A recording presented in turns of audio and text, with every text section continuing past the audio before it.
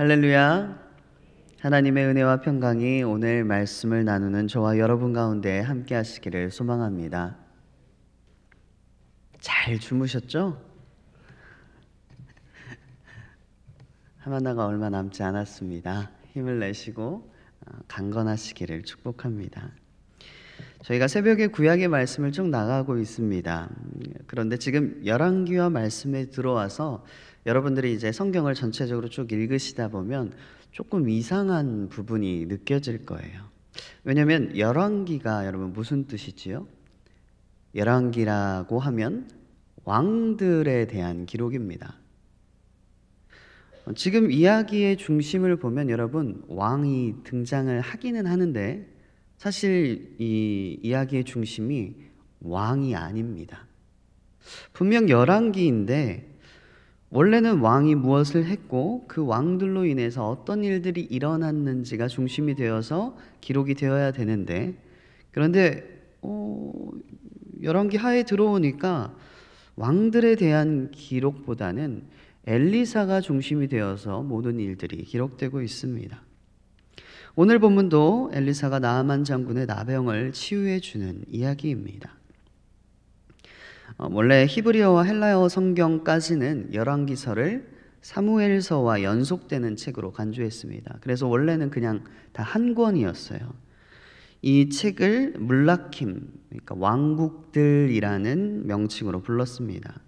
이 물라킴은 사무엘서와 열왕기서까지의 내용 전체를 간략하게 요약을 하면 굉장히 방대한 분량인데 간단하게 가나안 땅 정복으로부터 해서 어떻게 가나안 땅을 잃게 되는지 이스라엘의 역사를 보여주고 있는 것입니다.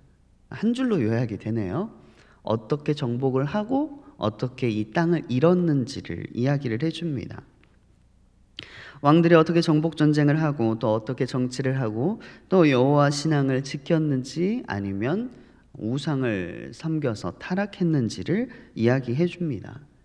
이것을 신명기적인 역사서라고 하지요. 바벨론 포로기를 겪은 이스라엘 민족이 과거에 어떻게 행했는지를 돌아보고 하나님께 불순종한 부분을 돌아보고 우리가 회개해야겠다라는 생각을 다른 사람들에게 격려하는 그런 책입니다. 근데 여러분 이 책들에 왕들에 대한 이야기만 적으면 어떻게 될까요? 일반 백성들이 이 글을 읽었을 때 그리고 선포되는 말씀을 들을 때 어떻게 느껴질까요? 왕이 잘못했구나가 될 수가 있습니다. 왕이 정치를 잘못해서 혹은 우리의 리더가 어떤 역할을 잘못해서 우리가 이렇게 되었구나라고 왕을 탓하게 될 수가 있습니다. 그래서 선지자를 통해서 하나님께서 어떻게 백성에게 임하셨는지, 어떻게 백성들을 인도하고 행하셨는지가 분명하게 들어가야 합니다. 그래서 그 표현들을 보고 백성들이 자기들의 삶과 그 삶을 동기화할 수가 있어야 됩니다. 그래야 우리가 잘못했고 하나님께로 다시 돌아가야겠구나라는 그런 마음이 들지 않겠습니까? 지금 저희가 보고 있는 부분, 그 열왕기하의 이 초반부가 하나님께서 어떻게 백성들 사이에 역사하고 있는지를 보여주시는 부분입니다. 오늘 본문에는 엘리사 외에 세 사람의 인물이 등장합니다. 그 세 사람들을 통해서 함께 은혜를 나누고자 합니다. 첫 번째 사람, 아람 왕의 군대 장관 나아만입니다. 이 나아만에 대해서 1절에 보면 여러 가지 정보가 나옵니다. 단 한 절인데요. 굉장히 많은 정보가 들어가 있습니다. 나아만은 왕의 절대적인 신임을 받으면서 권력의 실세였던 자입니다. 그가 아람 사람을 구원하게 하였다라고 말하는데 이것은 어쩌다가 운이 좋아서 혹은 처음 태어날 때부터 굉장히 높은 지위에서 금수저로 태어나서 그가 높은 자리에 있던 사람이 아니고 뛰어난 능력과 충성심으로 아람을 구원하고 왕에게는 없어서는 안 되는 인물이 된 자입니다. 또한 여호와께서 전에라는 말이 붙어 있습니다. 그러니까 나아만이 하나님을 알기도 전에 하나님께서는 이미 그와 함께 하시고 그에게 은혜를 베푸셨던 것입니다. 나아만이 그때는 그것을 몰랐지만 하나님을 알고 나니까 자신의 힘으로 이루었다고 생각했던 그 모든 사실이 하나님의 은혜였다는 사실을 깨닫게 됩니다. 여러분, 하나님께서 도우시는 자, 그리고 존귀한 자라는 단어가 어울리는 자, 그런 자가 어떤 자겠습니까? 착한 사람이겠죠. 구약학자들은 그를 연구할 때 그래서 나아만은 참 행복하고 선한 사람이었을 것이다 라고 추측합니다. 하지만 그토록 존귀한 자였고 권력의 핵심에 있었던 나아만에게도 해결할 수 없는 문제가 발생합니다. 당시 의학으로는 치료가 불가능했던 나병에 걸린 것입니다. 나병 환자는 전염성으로 인해서 사람들로부터 격리되어 살아야 했습니다. 지금은 한센병이라고 하지요. 나병은 그 균이 피부 그리고 말초신경계, 점막들을 통해서 침범해서 조직을 변형시키는 질환입니다. 그러니까 보이는 모든 곳이 변형된다고 생각하시면 됩니다. 굉장히 고약해 보이는 그런 질병입니다. 그 권력 때문에 격리당하지 않더라도 아무도 그를 가까이 하고 싶지 않을 것입니다. 아람을 구원하여서 아무것도 부러울 것이 없었던, 그리고 모두에게 사랑받던 사람이, 왕에게까지 총애를 받던 사람이 이제는 아무도 가까이 하지 않는 나병 환자가 된 것이지요. 많은 사랑을 받고 착하게 살고 선한 사람에게도 이런 불행이 닥쳐올 수 있습니다. 그리고 이런 불행은 우리 그리스도인이라고 해서 피해갈 수가 없습니다. 우리 또한 특별한 죄를 짓지 않은 것 같은데 이런 불행이 찾아올 수 있습니다. 이렇게 불행이 닥쳐올 때에 정말 중요한 게 무엇일까요? 곁에 있는 사람입니다. 곁에 어떤 사람이 있느냐에 따라서 그 불행에 체감하는 정도가 달라집니다. 돈이나 명예나 권력은 오늘 본문에서도 보이지만 이런 것들은 나아만에게 차고 넘치도록 있었습니다. 그런데 그것들이 아무런 도움이 되지 않습니다. 그런데 전혀 예상하지 못했던 곳에서 구원의 길이 열리기 시작합니다. 곁에 있었던 사람, 한 어린 소녀로부터 그 구원의 길이 열리기 시작합니다. 두 번째 사람은 어린 소녀입니다. 이 어린 소녀는 이스라엘에서 아람으로 잡혀온 포로입니다. 어린 나이에 끌려와서 노예가 되었으니 참 딱한 처지가 된 소녀입니다. 개역 한글이나 새번역에서는 뭐라고 번역을 하냐면 계집아이, 계집종, 하녀 이런 단어들로 번역이 됐습니다. 근데 제가 느꼈을 때는 개역 개정이 가장 번역이 잘 된 것 같아요. 왜냐하면 이 소녀는 이름은 나와 있지 않지만 참 귀한 사람이거든요. 뭐 하고 있는 일은 똑같습니다. 노예예요. 계집종이라고 부를 수 있어요. 그런데 성경에서 어린 소녀라고 불러주는 게 저희들이 읽었을 때나 이 소녀를 대할 때의 그 마음가짐이 달라지는 거죠. 노예를 끌러와서 유력한 자의 집에 지내다가 그에게 혹은 그의 나라에게 큰 도움을 주므로 하나님의 영광을 드러냅니다. 제가 지금 이야기하고 있는 이 사람이 누구랑 겹쳐서 들리시죠? 노예로 끌려와서 유력한 자의 집에 지내다가 하나님의 영광을 드러내는 훌륭한 일을 해낸 자. 네, 요셉입니다. 오늘 이 소녀는 요셉과 같은 모양으로 하나님의 영광을 이방 나라에 전하고 있습니다. 이 작은 소녀가 나아만과 그의 가정 그리고 아람 전체를 바꿔놓는 그런 단초가 됩니다. 그럼 이 소녀가 어떠했는지 짐작할 수 있겠지요. 이 소녀는 요셉과 같이 정직하고 성실하게 행했을 것입니다. 왜냐하면 3절에 보니까 여주인이 이 소녀를 인정하고 있습니다. 이 소녀의 행실을 보건대 헛소리가 아닌 것 같다. 내가 장군께 알려야겠다. 그런데 나아만 장군도 듣고는 그 소녀라면 믿어볼 만하다. 치료가 불가능한 나병이지만 이 소녀가 믿는다면 나도 한번 믿어보고 싶다라는 생각을 하게 됩니다. 그리고 4절에 아람 왕에게 아뢰러 나아갑니다. 아람 왕도 참 신기해요.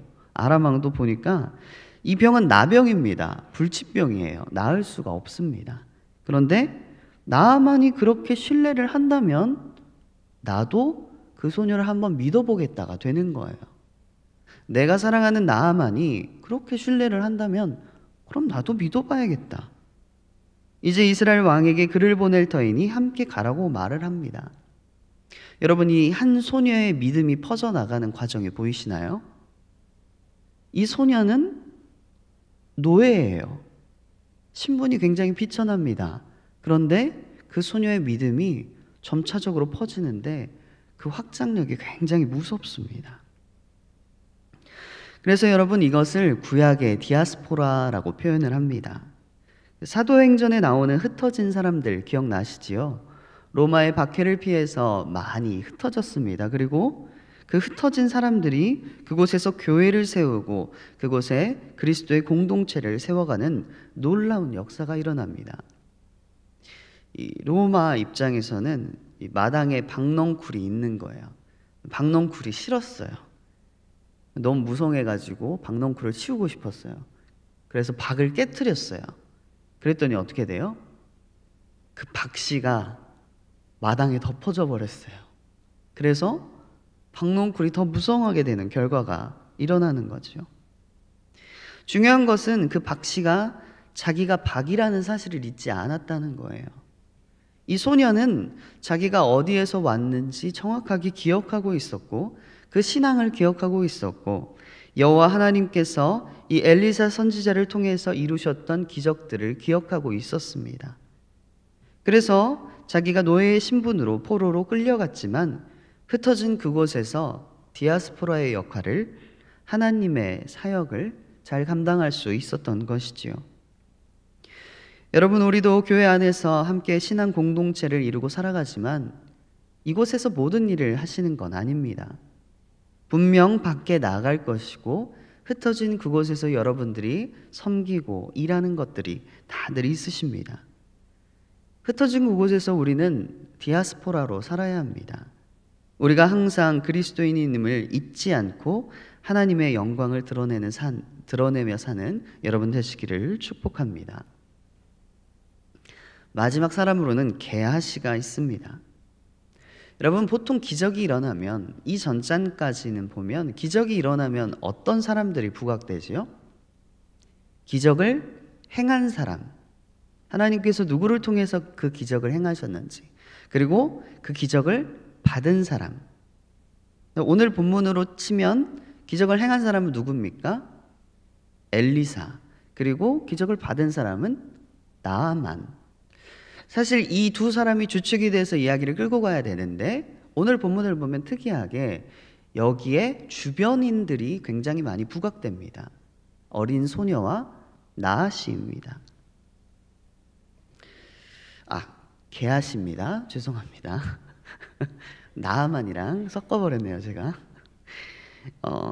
이 기적을 주동 인물이 소녀였다면, 하나님의 편에서 선한 역할을 하는 사람이 소녀였다면, 이 게하시는 반동 인물이 됩니다. 안 좋은 쪽으로 모든 일을 담당하게 됩니다. 그럼 제가 이야기해 볼 테니까 누구랑 비슷한지, 어떤 사람이 떠오르는지 생각해 보세요. 기적을 일으키는 선생님 옆에서 이 선생을 팔아서 물질을 탐했다. 누가 생각나십니까? 네, 가룟 유다입니다. 예수 그리스도의 영적인 제자가 되지 못하고 물질적인 대상으로 예수 그리스도를 바라봤던 그 유다같이 수많은 이적들을 지금 경험하고 있는 이 게하시가 영안이 열리지를 않는 거예요. 게하시는 그냥 물질적으로 이 엘리사 선생님을 대합니다. 여러분, 물질이 참 중요합니다. 그런데 그것이 구원으로 우리를 인도해 주지는 않습니다. 나아만이 그랬잖아요. 돈이나 명예와 권력이나 힘, 이런 물질적인 것들이 구원으로 인도해 주지 않습니다. 이 물질적인 것들이 전혀 없는 한 소녀를 통해서 구원으로 인도되잖아요. 27절에 보니까 엘리사가 게하시를 저주하는 장면이 나와 있습니다. 자손에까지 미쳐 영원토록 이른다라고 표현합니다. 우리가 율법에 보면 연좌제를 금지하고 있잖아요. 자녀가 아버지의 죄를 담당하지 않는다라고 되어 있는데, 오늘 본문을 보면 엘리사가 좀 너무 엄한 게 아닌가 싶습니다. 근데 여러분, 이 부분을 이렇게 생각하시면 됩니다. 나아만이 여러분 어떤 사람입니까? 나아만이 방금 깨끗함을 입고 여호와를 섬기겠다고 말한 사람입니다. 저희들 말로 하면 뭐죠? 새가족이에요. 여러분, 이 새신자인데 그 새신자의 믿음을 흔들어 놓을 수 있는 거짓말을 지금 게하시가 한 거예요. 여러분 다 아시죠? 새신자는 건드리면 안 돼요. 여러분 화가 나시더라도 새신자한테는 화내면 안 돼요. 다 아시죠? 모르시는 것 같은데. 특히 새신자에게는 어떠한 부정적인 것도 미치지 않도록 그의 믿음이 순전하게 자랄 수 있도록 보호해 줘야 되는데, 오늘 게하시가 이 새신자한테 가가지고 거짓을 늘어놓는 거예요. 방금 은혜 받고 믿겠다고 한 사람입니다. 그리고 다시 본국으로 돌아가서 여호와께 제사 드리겠다고 한 사람이에요. 그리고 생각해 보니까 이 새신자가 어떤 사람이에요? VVIP예요. 아주 요직에 있는 사람입니다. 여러분, 이 나라의 2인자가 되는 사람이 나병에 걸렸다가 치유를 받았어요. 그러면 하나님께 제사를 드리는데 혼자 드릴까요? 아니면 누군가 같이 드릴까요? 당연히 같이 드리죠. 자기가 경험했던, 자기가 치유받았던 사실을 옆에 사람들한테 간증할 것입니다. 내가 이렇게 치유받았습니다. 그래서 내가 여호와께 제사를 드릴 것입니다. 나와 함께 하시겠습니까? 이 제사를 드리는데 이 신에 대해서 모르고 제사를 드릴 수 없잖아요. 나아만은 계속해서 자기가 경험한 하나님에 대해서 이야기할 것입니다. 수많은 추종자들이 이 나아만과 함께, 죄송합니다, 머릿속에 계속 이름이 있어서, 이 나아만과 함께 예배를 드릴 것입니다. 여종의 말을 나아만으로 인해서 신뢰했던 왕은 또 어떻게 하겠습니까? 왕 또한 이 나아만을 따라서 예배드릴 수도 있는 일입니다. 이 수많은 사람들이, 그리고 한 나라 전체가 구원받을 수 있는 하나님의 구원 사역을 고작 오늘 본문을 보니까 은 2달란트와 바꾸려고 합니다. 바라기는 여러분들에게 물질의 축복이 크게 있으시기를 축복합니다. 여러분, 물질이 중요하지만 생명과 영혼 구원보다 중요하지는 않습니다. 은 2달란트가 아까워서 구원 사역이 막히시지 않기를 축복합니다. 여러분들이 정말 힘드시면, 왜냐면 제가 보니까 게하시의 입장도 충분히 이해가 가요. 왜냐면 게하시가 선지 생도들이 이제 엘리사에게 많이 모여들었는데 그들을 먹이는 입장이었습니다. 4장 43절에도 보면 이걸로 어떻게 다 먹입니까? 나눠줘라 하니까 또 그 기적이 일어나잖아요. 그것같이 항상 돈에 대한 걱정이 있었던 거예요. 여러분들에게 물질적인 축복이 있으셔서 이 걱정이 없으시기를 바랍니다. 그 걱정으로 인해서 하나님의 구원 사역이 막히시지 않기를 축복합니다. 또한 말씀을 듣는 우리 모두가 오늘 본문의 어린 소녀와 같이 흩어진 사람으로 속해 있는 공동체, 가정, 직장, 사업장에서 그리스도인임을 잊지 않고 하나님의 영광을 드러내는 우리 모두 되시기를 축복합니다. 함께 기도하시겠습니다. 사랑이 풍성하신 하나님, 오늘 말씀을 통해서 우리를 깨닫게 하여 주시니 감사를 드립니다. 오늘 어린 소녀와 게하시를 봅니다. 우리는 항상 하나님을 기억하고 하나님을 드러내는 어린 소녀와 같은 쪽에 서기를 원합니다. 특별히 우리에게 어린 소녀와 같은 좋은 사람들을 붙여주셔서 내가 힘들고 어렵고 부담될 때에 하나님의 말씀을 들을 수 있도록 하시고 하나님의 말씀을 청종하게 하시고 우리에게 엘리사와 같은 하나님의 사람들을 통해서 하나님의 축복의 손길을 내려주시옵소서. 아픈 곳이 회복되게 하시고 이전보다 더 깨끗하여져서 어린 아이와 같이 깨끗게 하여 주시옵소서. 주님, 물질적으로 막힘이 없게 하시고 물질이 아까워서 그것 때문에 구원 사역이 막히는 일이 없도록 재정적인 문도 열어 주시옵소서. 담임 목사님이 출타 중에 계십니다. 여정 가운데 은혜 넘치게 하시고 안전하게 돌아오실 수 있도록 인도하여 주시옵소서. 귀한 예물 올리는 손길이 있습니다. 받으시고 흠양하여 주시옵소서.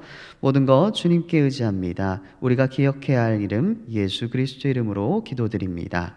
아멘.